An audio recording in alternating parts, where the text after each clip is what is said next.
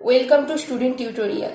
প্রিয় শিক্ষার্থীরা, আজ আমি তৃতীয় শ্রেণীর মডেল অ্যাক্টিভিটি টাস্ক পার্ট 5-এর সমস্ত বিষয়ের প্রশ্নগুলো উত্তর সহ আলোচনা করব। চলো, আমি প্রথমে তোমাদের বাংলা আলোচনা করে দিচ্ছি, তোমরা খাতায় লিখে নাও। প্রথমে প্রশ্নগুলো একবার দেখে নাও কি দিয়েছে, নিচের প্রশ্নগুলির উত্তর দাও। প্রথম প্রশ্ন দেখো, তা নদীমাতার মায়ের সারা গায়ে গয়না পরিয়ে দিয়েছেন, এ কথা কে বলেছিল? দ্বিতীয় প্রশ্ন, সে থেকে সেই গায়ের নাম হলো সোনারগা, গায়ের নাম সোনারগা হলো কেন? 3 নম্বর প্রশ্ন, তোমরা কি মানুষ না পিশাচ? সোনার এ কথা বলার কারণ কি? 4 নম্বর প্রশ্ন, সঙ্গে যেতুম তোর আমি জীবনভর, কেন নদী সঙ্গে জীবনভর যেতে পারেন না? 5 প্রশ্ন, এ প্রশ্নের উত্তর একটাই, নদীর তীরে একা, রচনা অনুসরণে প্রশ্ন আর তার উত্তরটি লেখো। 6 নম্বর প্রশ্ন দেখো, আমাকে চমক দিয়ে নৌকো খুলে দিল মনু, এবারে কি দেখা যাবে বলে লেখক আশা করেছে? আমরা শুধু 7 নম্বর প্রশ্ন দেখো, আমরা শুধু যাবো মা তিনজনে কে কে, তারা কোথায় যেতে চায়? 8 নম্বর প্রশ্ন, আংড়ের চারধারে যেন এখন চিড়িয়াখানা হয়ে উঠেছে, লেখকের একথা বলার কারণটি বুঝিয়ে দাও। 9 নম্বর প্রশ্ন, দেখি ডিউক হাসতে হাসতে গড়িয়ে পড়েছে, ডিউক এভাবে হেসে উঠেছে কেন? 6 নম্বর প্রশ্ন, হঠাৎ কোথায় চললি রে পর্যটন কবিতায় এই প্রশ্নের উত্তরে কি হয়েছে? এবার উত্তরটা দেখে নাও। প্রথম প্রশ্নের উত্তর কি বলেছে? লেখক গৌরী ধর্মপালের লেখা সোনা গল্পের চাষি বলেছিল একথা। 2 নম্বর প্রশ্নের উত্তরটা দেখে নাও, সরকারের লোকেরা গ্রামে সোনা খুঁজতে আসার পর থেকে গ্রামের নাম হলো সোনারগা। 3 নম্বর প্রশ্নের উত্তর দেখো, ভিন গায়ের লোকেরা সোনার গায়ে এসে দেখে বলে তাদের নদী বেশ পরিষ্কার, আর ভিন গায়ের নদী যেন নর্দমা। তখন সোনা বলেছিল নদী যে সত্যিকারের মা, মায়ের দুধ খাও, তার মায়ের গায়ে কাদা ছোড়ো। তাই সোনা বলেছিল তোমরা কি মানুষ না পিশাচ? 4 নম্বর উত্তর দেখো, নদী সোজা পথে না গিয়ে এঁকে বেঁকে চলে, কবি 10 জনের নিষেধের কারণে নদীর সঙ্গে জীবনভর যেতে পারেন না, তাই তার নদীর সাথে চলার ইচ্ছা অপূর্ণ থেকে যায়। 5 নম্বর প্রশ্ন দেখো, জীবন সর্দার ছদ্মনামে লেখক সুনীল গঙ্গোপাধ্যায়ের লেখা নদীর তীরে একা রচনাংশে প্রশ্নগুলো লেখক অনেক নদীর তীরে একা একাই হয়ে গিয়েছিলেন কেন? আর সেই প্রশ্ন উত্তরে তিনি বলেছেন তিনি প্রকৃত পড়ুয়া হবেন বলে নদীর তীরে একা একাই গিয়েছিলেন। 6 নম্বর উত্তর দেখো, লেখক তীরের গাছপালা, মাটির রং, বছর বছর জমা পলির স্তর, নদীর তীরে আটকে থাকা শামুক, গেঁড়ি, গুগলির খোলস, পাখি, প্রজাপতি প্রভৃতি দেখতে পাবেন বলে আশা করেছেন। 7 নম্বর প্রশ্নের উত্তর দেখো, বিশ্বকবি রবীন্দ্রনাথ ঠাকুরের লেখা নৌকোযাত্রা কবিতায় 3 জন হলো শিশু নিজে, আর তার সঙ্গে যাবে আশু আর শ্যাম। তারা 7 সমুদ্র 13 নদীর পার যেতে চায়। এবার 8 নম্বর প্রশ্নের উত্তর দেখো, লেখক পিনাকি রঞ্জন চট্টোপাধ্যায় লেখা ঢেউয়ের তালে পাঠ্যাংশে আংড়ে হলো লেখক আর তার ডিউকের আন্দামান যাত্রার সফর সঙ্গী একটি নৌকো। চিড়িয়াখানায় যেমন নানান ধরনের পশু পাখি, মাছ, সরীসৃপ ইত্যাদি থাকে, ঠিক সেই রকমই আংড়ে যখন আন্দামানের উদ্দেশ্যে ভারত মহাসাগরের দিকে এগিয়ে চলেছে, তখন তার পিছনে ছিল একটি কচ্ছপ আর চারপাশে ছিল নানা রঙের মাছ। তাই লেখক বলেছেন আংড়ের চারধারে যেন একটি চিড়িয়াখানা হয়ে উঠেছে। 9 নম্বর প্রশ্নের উত্তর দেখো, লেখক ও তার সঙ্গী ডিউক টিনে ভরা রসগোল্লা খাওয়ার পর টিনটাকে জলে ছুঁড়ে ফেলে দিলেন এবং সেই সময় 2-1 ফোঁটা রস লেখকের গায়ে পড়ল। গায়ে পিঁপড়ে উঠবে ভেবে লেখক তাড়াতাড়ি সমুদ্রের জল দিয়ে রস ধুয়ে ফেললেন। দেখে ডিউক হেসে গড়িয়ে পড়েছিল।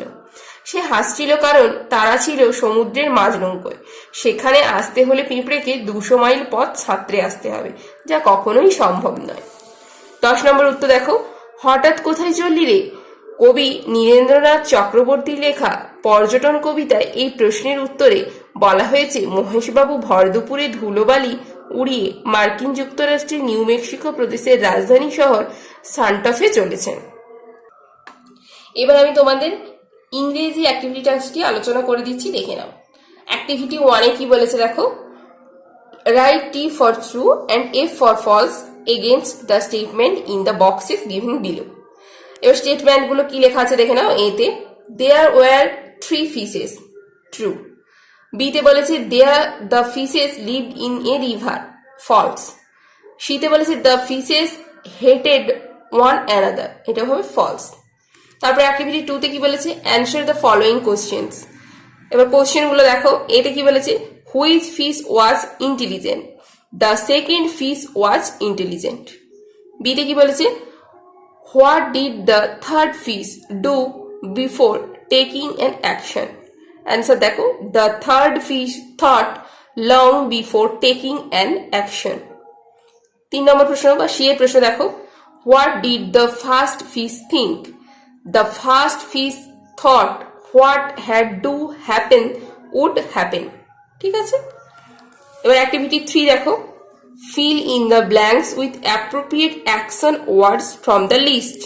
এখানে লিস্টে অ্যাকশন ওয়ার্ড দেওয়া রয়েছে Gates, it's, Katz.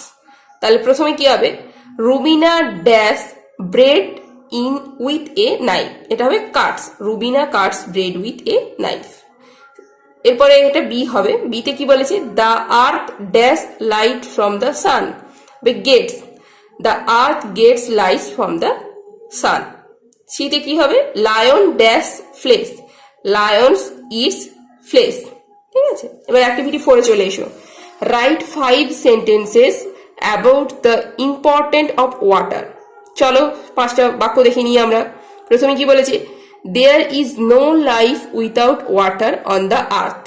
Second sentence দেখো, we get water from many sources like river, wells, rains, ETC. 3 নম্বর সেন্টেন্স দেখো বা third sentence, we use water from drinking for drinking, cooking, food, cleaning and many other purpose.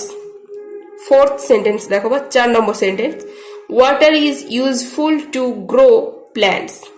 5 নম্বর sentence দেখো, water is also essential for industrial use. এবার তোমাদের গণিতের model activity টাস্কটা দেখে নাও। কি বলেছে, নিচের প্রশ্নগুলির উত্তর লেখো। প্রথমে বহুমুখী উত্তরধর্মী প্রশ্ন। কয় বলেছে 52 গুণিতক 3, কোন অপশনটা ঠিক হবে, অপশন বি, 50 গুণিতক 3 যুক্ত 2 গুণিতক 3। আমরা 50 যুক্ত 2 কে ভাঙতে পারি গুণিতক 3, তাহলে 3 একবার 50 এর সঙ্গে গুণ হবে, যুক্ত দিয়ে 2 এর সাথে একবার 3 গুণ হবে, তাহলে কোন অপশনটা বি এর অপশনটা ঠিক। ক্ষয় কি বলেছি, একটি জামার দাম 100 টাকা, এইরূপ 4টি জামা কিনতে খরচ হবে। আমরা কি জানি, একটি জামার দাম যদি 100 টাকা হয় তাহলে 4টে জামার দাম কি 4 দিয়ে গুণ করলেই হবে, তাহলে দেখো বি এর অপশনে রয়েছে 100 গুণিতক 4 টাকা। তারপরে দেখো গয়ে বলেছি 360কে 3 দিয়ে ভাগ করলে ভাগফলে শতকের ঘরের অঙ্কটি হলো। দেখো এখানে একক, দশক, শতক বলে আমরা লিখে দিয়েছি, 360কে 3 দিয়ে ভাগ করলে আমাদের কত হচ্ছে 120, ভাগফল হবে 120। তাহলে ভাগফলে একক, দশক, শতক, শতকের ঘরে কি আছে 1, তাহলে কত হবে, অপশন সি তে দেখো 1 রয়েছে, তাহলে এটা কত হবে সি। ঘরে দেখো 100কে 5 দিয়ে ভাগ করা হচ্ছে, ভাগটিতে ভাজক হলো। ভাজক আমরা কোথায় জানি, যেটাকে ভাগ করা হয় ওটাকে বলা হয় ভাজ্য, আর যেটা দিয়ে ভাগ করা হয় সেটাকে বলা হয় ভাজক, যেটা বেরোয় সেটা হলো ভাগফল, আর শেষে যেটা থাকে সেটা ভাগশেষ। তাহলে এখানে ভাজকটা কি হচ্ছে 5, তাহলে দেখো অপশন বি তে রয়েছে 5। তারপরে দেখো 2 বলেছি সত্য বা মিথ্যা লেখো। কয় বলেছে ভাগশেষ ভাজকের থেকে বড়, এই তথ্যটা মিথ্যে। তারপরে ক্ষয় বলেছে 77কে 7, ভাগফলটি 80কে 8 দিয়ে ভাগফল থেকে 1 বেশি, এটাও সত্য। গয় বলেছে জোড় সংখ্যা একটি জোড়া হলো 12 আর 13, এটা মিথ্যা, কারণ 13 তো জোড় সংখ্যা নয়। তারপরে কি বলেছে ঘ, দ্বিমাত্রিক ছবিটিতে এই দেখো ত্রিভুজ আছে 2টি, মিথ্যা, এখানে 2টি ত্রিভুজ নেই, একটি ত্রিভুজ আছে, তাই এটি মিথ্যা। তারপরে দেখো বাম দিকের সঙ্গে ডান দিক মেলাও, যে কোনো 3টি। আমি এখানে তোমাদের সবগুলো করে দিয়েছি। প্রথমে দেখো এখানে 100 টাকা আছে, 100 টাকা থেকে এটা হবে, এখানে কত টাকা আছে 50 টাকা, 20 টাকা, 20 টাকা আর 10 টাকা। 50 টাকার একটা নোট, 20 টাকার একটা নোট, 20 টাকার দুটো নোট এবং 10 টাকার একটা নোট। তাহলে কত হচ্ছে 50, 20, 20, 40 আর 50, 50, 50, 100, তাহলে 100 টাকার নোট। তারপরে এখানে দেখো দেওয়া রয়েছে 50 যুক্ত 50, 50, 50 মানে 200 টাকা হচ্ছে, আর এখানে 100 আর 100, 200 টাকা, তাহলে এটা থেকে এটা। তারপরে রয়েছে কত দেখো 65 টাকা, তাহলে এখানে 50 টাকা, 10 টাকা আর 5 টাকা, এটা যোগ করলে হচ্ছে 65 টাকা। তারপরে দেখো 5 টাকার 4টে কয়েন রয়েছে, তাহলে কত টাকা 20 টাকা, আর এখানে দেখো রয়েছে 20 টাকা। এবার দেখো বলেছে 4 কয় বলেছে গুণ করো, 135 গুণিতক 6। তাহলে দেখো প্রথমে একক, দশক, শতক বলে লিখে দেবে, দিয়ে 135 তাকে 6 দিয়ে গুণ করবে, তাহলে 6 দিয়ে 5কে গুণ করলে 6 5 30, হাতে 3 থাকছে, তারপরে 6 3 18, 18 আর 3 গুণ করলে কত হচ্ছে 21, 21-এ 1 বসিয়ে দিলাম আর হাতে থাকবে কত 2, তারপর 6 একে 6 আর 2 যোগ করলে কত হবে 8, তাহলে এটা উত্তর হবে। তারপরে ক্ষয় কি বলেছে দেখো, 605টি আপেল 6টি বাক্সে সমান সংখ্যায় রাখলে প্রত্যেকটি বাক্সে কতগুলো আপেল রাখা হলো, বাক্সের বাইরে কতগুলো রইল। তাহলে এটা কি করতে হবে, ভাগ করতে হবে। 6টা বাক্সে কতগুলো থাকবে 605টা। তাহলে প্রথমে লিখে দাও একক দশক শতক করে 605 দিয়ে দিলাম, এটা হচ্ছে ভাজ্য। এবার ভাগ দিয়ে 6 দিয়ে ভাগ করবে, এটা হচ্ছে ভাজক। তাহলে 6 একে 6, তারপর 0 নামবে, যেহেতু 0 ভাগ যায় না তাই 6 0 0, আর এখানে কত নামবে 5, তাহলে এখানে যেহেতু ভাগ যাবে না তাহলে কত হবে 6 0 0, তাই এখানে কত থাকবে 5। তাই এখানে ভাগ ফল কত বেরোলো 100, আর ভাগ শেষ কত রইল 5। তাহলে প্রত্যেকটি বাক্সে 100টি আপেল রাখা হলো আর বাক্সের বাইরে 5টি আপেল রইল।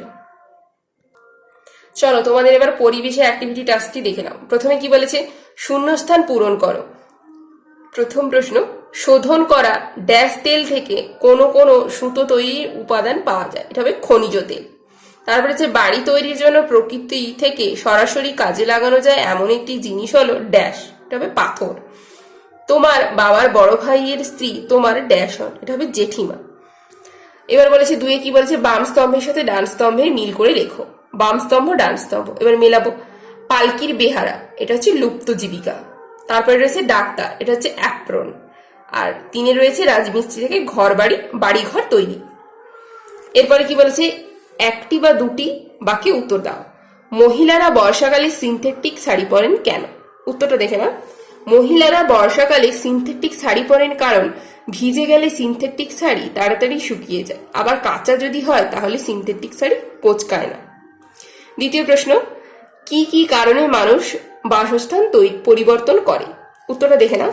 মানুষ বাসস্থান পরিবর্তন করে কারণ 1 নম্বর, চাকরি সূত্রে মানুষ এক বাসস্থান থেকে অন্য বাসস্থানে বসবাস করেন। আগের বাসস্থানে বন্যা হয়ে গেলে মানুষ বাসস্থান পরিবর্তন করেন। ব্যবসার কারণে মানুষ বাসস্থান পরিবর্তন করেন। 4 নম্বর, এছাড়াও অনেক কারণে যেমন ধর্মীয় কারণ, রাজনৈতিক কারণ, জলবায়ুর কারণে মানুষ বাসস্থান পরিবর্তন করে।